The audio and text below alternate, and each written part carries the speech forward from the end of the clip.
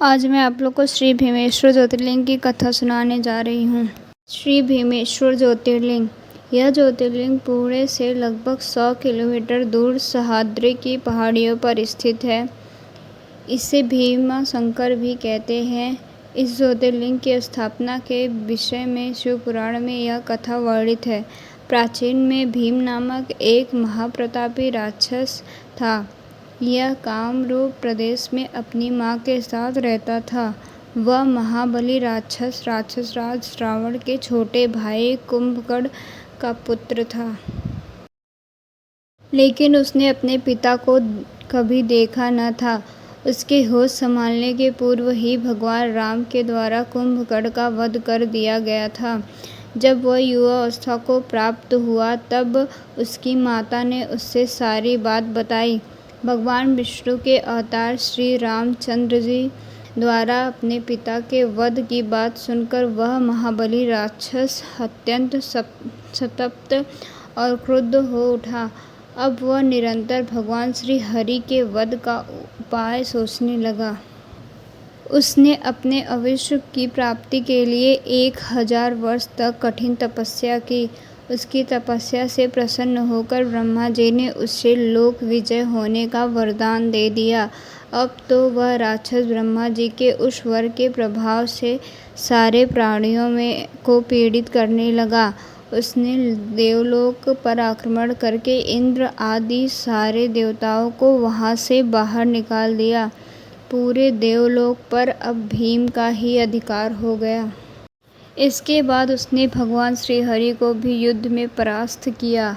श्री हरि को पराजित करने के पश्चात उसने कामरूप के परम शिवभक्त राजा सुदक्षिण पर आक्रमण करके उन्हें मंत्रियों अनुचरों सहित बंदी बना लिया। इस प्रकार धीरे धीरे उसने सारे लोकों पर अपना अधिकार जमा लिया।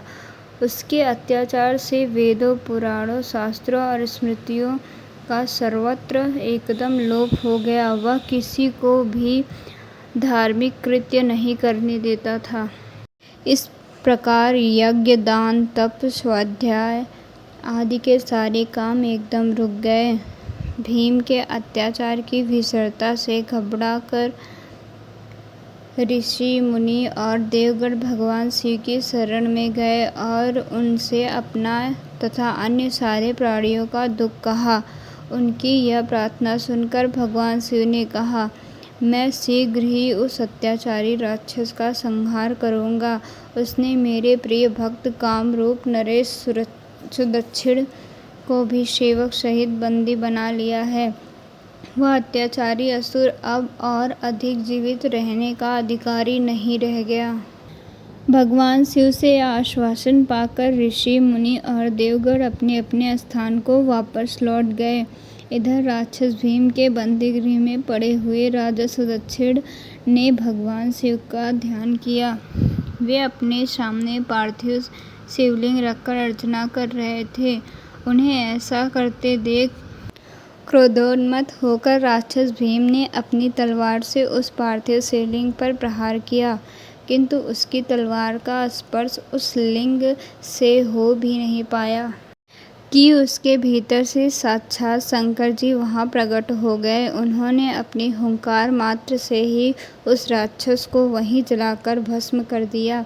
भगवान शिव जी का यह अद्भुत कृत्य देखकर सारे ऋषि, मुनि और देवगण वहां एक होकर उनकी स्तुति करने लगे। उन लोगों ने भगवान शिव से प्रार्थना की कि महादेव, आप लोक कल्याणार्थ अब सदा के लिए यहीं निवास करें। यह क्षेत्र शास्त्रों में अपवित्र बताया गया है। आपके निवास से यह परम पवित्र पुण्य क्षेत्र बन जाएगा। भगवान शिव ने सबकी यह प्रार्थना स्वीकार कर ली। वहाँ वह ज्योतिर्लिंग के रूप में सदा के लिए निवास करने लगे। उनका यह ज्योतिर्लिंग भीमेश्वर के नाम से विख्यात हुआ।